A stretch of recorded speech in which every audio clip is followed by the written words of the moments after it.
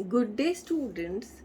I am Dr. Rachna Mathur, and we are discussing Hopkins, his life, career, and contribution.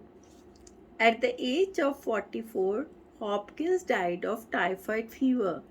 He lived a life of hard work, deprivation, and suffering. He was a puritanical person who enjoyed self abnegation and self suffering. Once he wrote in his diary, quote, "Consider your own misery and try as best as you can to rise above it by punctuality and the particular examine by favor at office, mass, and litanies, by good scholastic work, by charity if you get opportunities." Unquote. Hopkins never aimed at worldly success.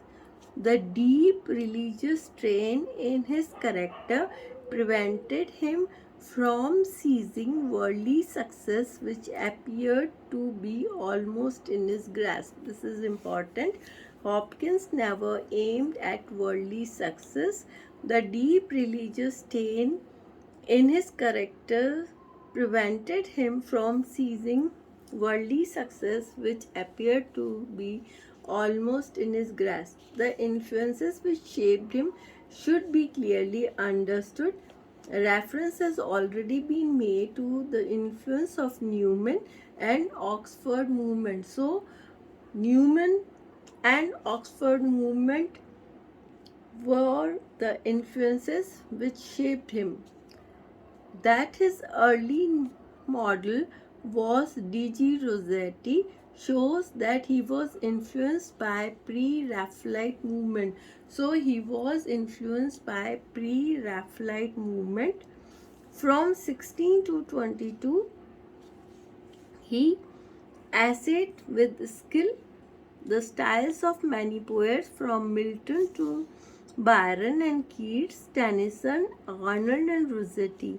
The Keatsian sensuousness in his approach to poetry is clearly marked.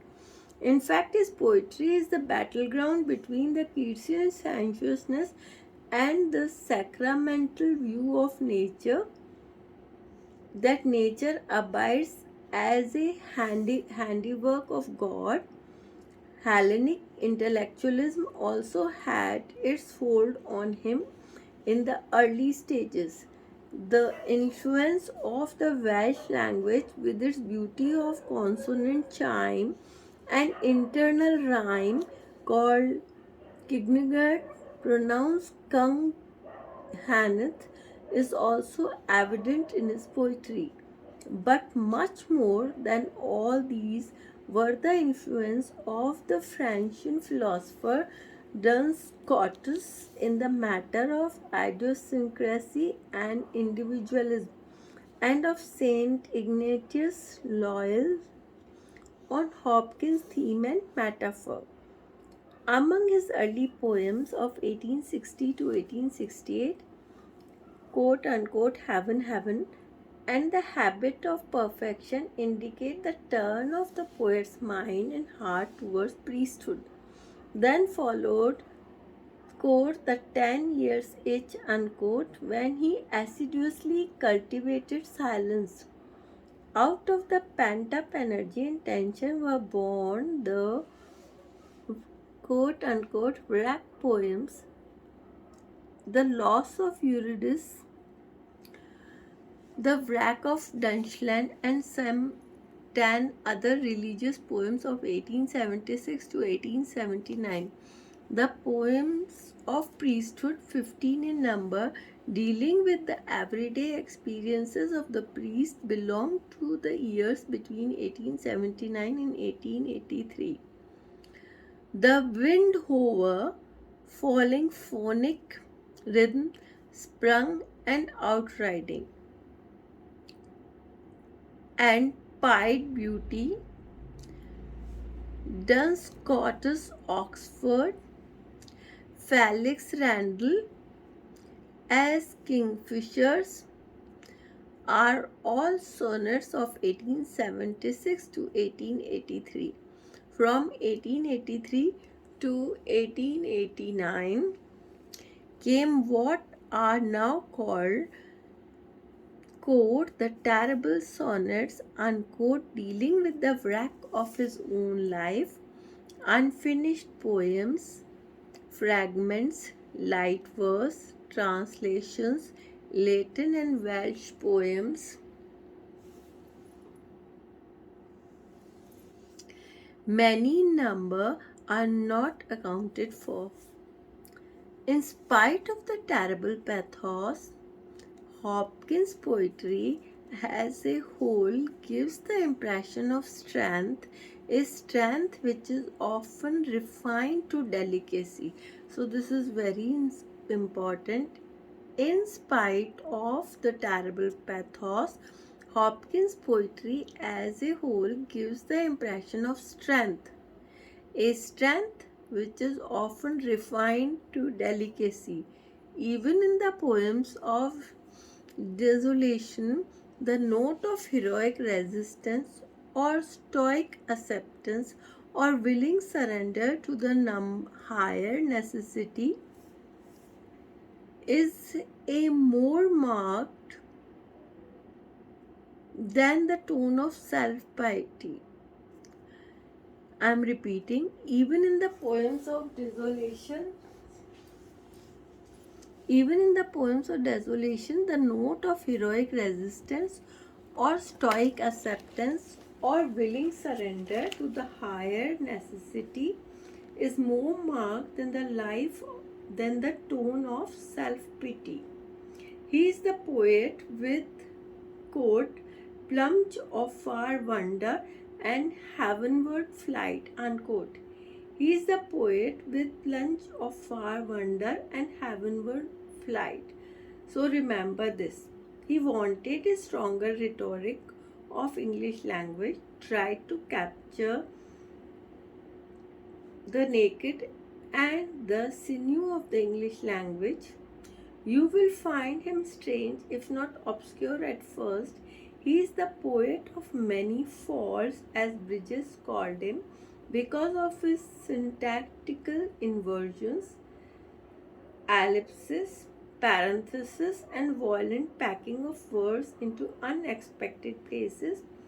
You will have to familiarize yourself with quote unquote sprung inscape and interest to understand him, but he is also the greatest master of the poetic compound word in English. His style is by turns dramatic and contemplative, strenuous and graceful. There is variety, originality, and organic function in his own imagery. He has a unique command of rhythm.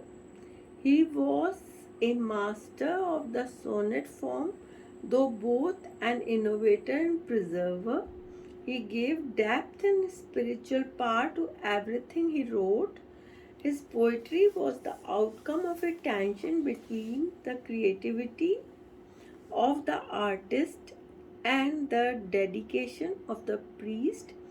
He wrote to serve and praise God, and as Browning's poetry is described, his poetry is not a substitute for a game of cards. Misunderstanding about his life and accomplishment and ill health marred the last years of Hopkins. Mental depression coupled with drudgery made him say, quote, life here is as dank as ditch water, unquote. Yet his deathbed words were, quote, I'm so happy, I'm so happy, I'm so happy. The question often asked is, quote, did his becoming a Jesuit priest affected his poetry?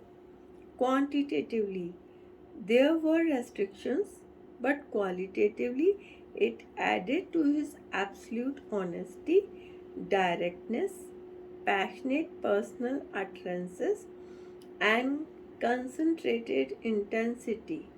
Renunciation made him independent and unconventional. His last poems are deeply expressive of his religious belief. The seven sonnets of 1884 to 85 are possibly the greatest of all his poems. These sonnets, all highly autobiographical, are written in blood. I am repeating, his last poems are deeply expressive of his religious belief. Quote, the seven sonnets of 1884 to 85 are possibly the greatest of all his poems. These sonnets, all highly autobiographical, were written in blood. Unquote. They show the final struggle of the poet to adapt himself both to the ways of Christ and the ways of society. Carrying comfort to RB and other sonnets of this period illustrate the religious despair and the lament for the waste and loss of poetic gift. So, we have discussed life, career, and contribution of Hopkins. Try to write in your own words. Thank you, students.